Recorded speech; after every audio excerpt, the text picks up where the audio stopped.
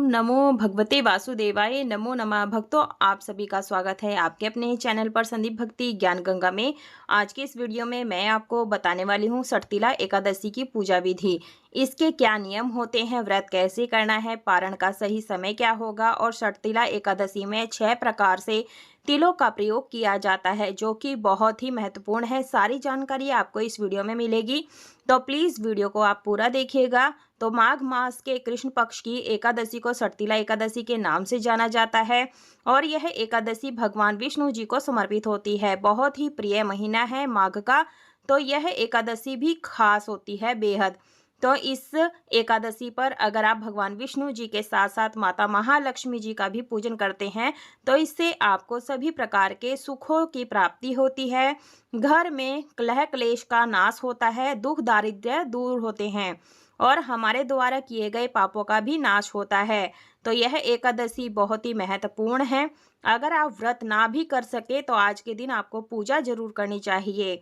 तो सबसे पहले आप नहाने के पानी में गंगा जल और काले तिल डाल करके स्नान करें, साफ स्वच्छ वस्त्र धारण करें।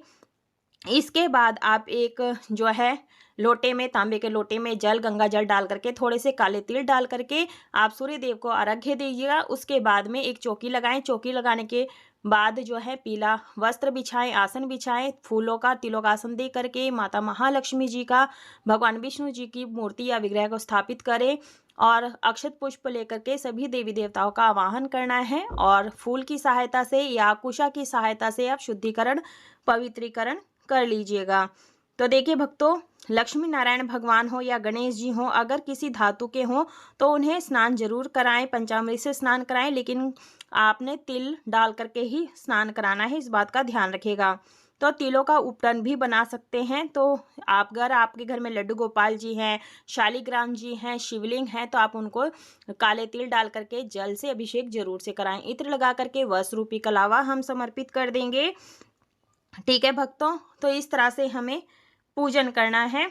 तो देखिए भक्तों, भगवान जो है 6 प्रकार से आपको तिलों का प्रयोग करना है, जिसमें सबसे पहले खुद को नहाने के जल में आप जरूर डालें, तिलों का उपटन बना ले, आपने पूरे शरीर पर लगा ले तो बहुत ही शुभ रहता है। ऐसा करना बहुत बहुत ज़्यादा अच्छा होता है। इसके अलावा तिलों का दान करना आज के दिन बहुत श्रेष्ठ होता है। तिलांजलि यानी कि अपने पितरों को तर्पण देना तिल डाल करके जल में, और साथ ही हवन करना, जो कि मैं आपको अभी आगे वीडियो में बताऊंगी। तिलों का भोग प्रसाद अर्पित करना भगवान को, और तिलों का ही आपको फलाहार करना है, यानी कि तिल से बनी हुई कोई भी मिठाई आप ले सकते हैं, या जो भी आप अपने लिए फलाहार बना रहे हैं उसमें आप थोड़े से तिल जरूर से डालें। ओम नमो भगवते वासुदेवाय नमो नमः मंत्र का जाप करते हुए। और देखिए, एकादशी के दिन हमें चावलों का प्रयोग नहीं करना होता है। 10वीं तिथि से ही हम चावलों का जो है परित्याग कर देते हैं। इसके बाद में हम यहाँ पर धूप दीप दिखा देंगे। धूप दीप दिखाने से वातावरण सुगंधित हो जाता है, इस बात का ध्यान रखिएगा। अगर आप चाहें तो यहाँ पर दीप कलश की भी स्थापना कर सकते हैं। ठीक है भक्तों, और देखिए हमने यहाँ तिलों का ही प्रयोग किया है। सटतिला एकादशी है, सटतिला यानी 6 होता है। तो इसके 6 प्रयोग क्या होते हैं मैं वीडियो में बताऊंगी, और गणेश जी का जो भोग प्रसाद है वो आपको अलग से रखना होता है।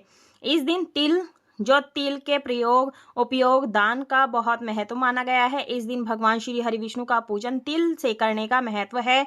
नहाते समय जल में तिल मिलाकर स्नान करने से आरोग्य अच्छा रहता है, तथा तिल दान, हवन और तर्पण आदि करना, इस दिन तिल का अधिक से अधिक प्रयोग करने से पुण्य प्राप्त होता है। और दान करने के लिए हमने सफ़ेद और काले तिल ले लिए हैं, ये ज़्यादा दान करने होते हैं। भगवान विष्णु का प्रिय व्रत एकादशी प्रत्येक माह में 2 बार आता है, एक कृष्ण पक्ष में और दूसरा शुक्ल पक्ष में। एक वर्ष में 24 एकादशियां आती हैं, और जिस वर्ष अधिक मास हो उस वर्ष संख्या 26 हो जाती है। एकादशी का व्रत माघ मास की कृष्ण पक्ष की एकादशी को रखा जाता है, जिसे सटतिला एकादशी कहा जाता है। इस एकादशी के व्रत से सभी पाप नष्ट हो जाते हैं। तो देखिए, माता रानी को हमने हल्दी कुमकुम अर्पित किया है, और ऋतु फल में आप 5 प्रकार का या फिर आप केले का ही भोग लगा सकते हैं। और दूध का भोग लगाया है मैंने। जल में थोड़े से काले तिल डाल करके भगवान विष्णु को भोग जरूर से लगाएं। तुलसी दल आप जरूर से डालें, क्योंकि तुलसी के बिना भगवान भोग स्वीकार नहीं करते हैं। और तुलसी आप 2 दिन पहले ही तोड़कर रख लें, क्योंकि एकादशी के दिन और द्वादशी के दिन तुलसी नहीं तोड़ी जाती है। और तिल कुटा का प्रसाद का भोग लगाया जाता है। तिल से बनी हुई कोई भी मिठाई का आप भोग लगा सकते हैं।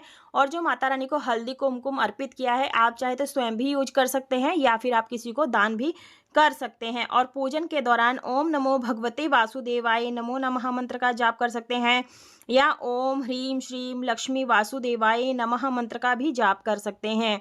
पूजा संपूर्ण हो जाने के बाद में यहीं पर आपने तिल और पुष्प लेकर के षटतिला एकादशी की व्रत कथा कहानी को पढ़ेंगे।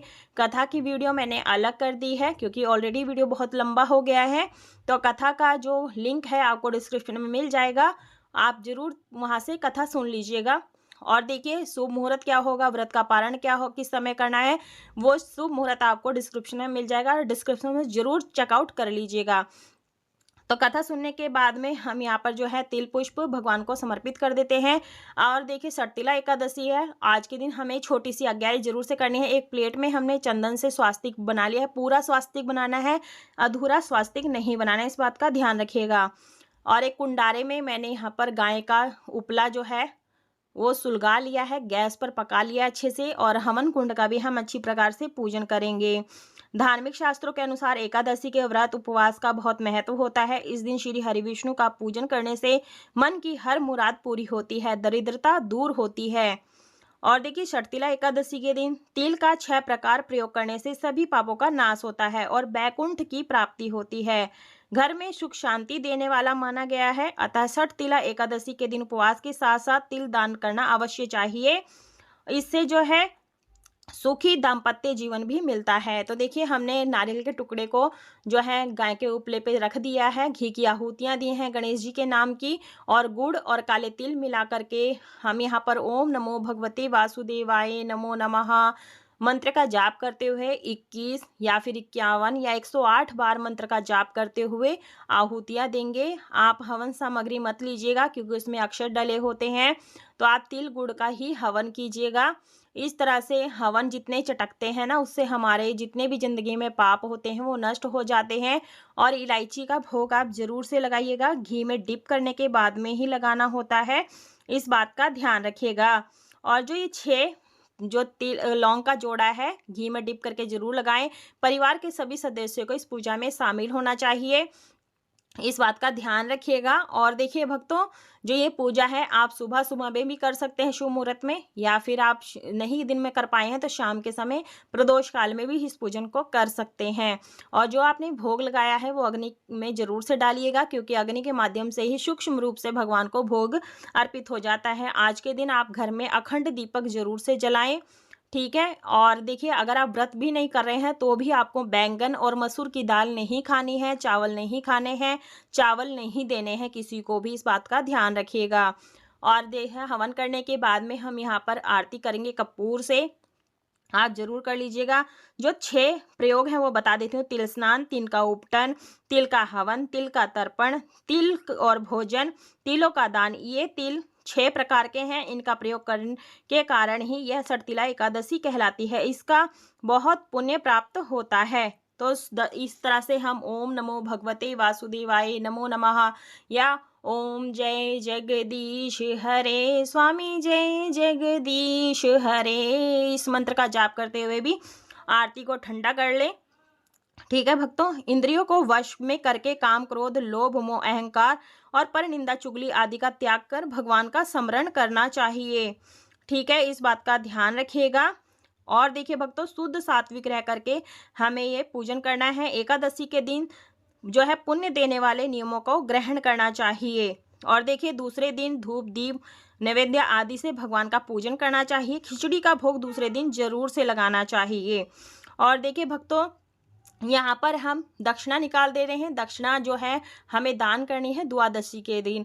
तो जो चौकी का विसर्जन है हमें द्वादशी के दिन यानी सूक्ष्म पूजन करने के बाद में हटा देना होता है। जो चौकी पर तिल और सफ़ेद तिल रखे ये हमें दान करने होते हैं। भोग सामग्री आप जो है परिवार सहित में बांट करके स्वयं भी ग्रहण कर लीजिएगा। तो षटतिला एकादशी के दिन हमें इसी तरह से पूजन करना होता है। और ये जो पूजा विधि अगर आपको सटतिला एकादशी की पसंद आई है तो वीडियो को लाइक शेयर सब्सक्राइब जरूर से कीजिएगा। कमेंट बॉक्स में राधे राधे अवश्य लिखिएगा। राधे राधे।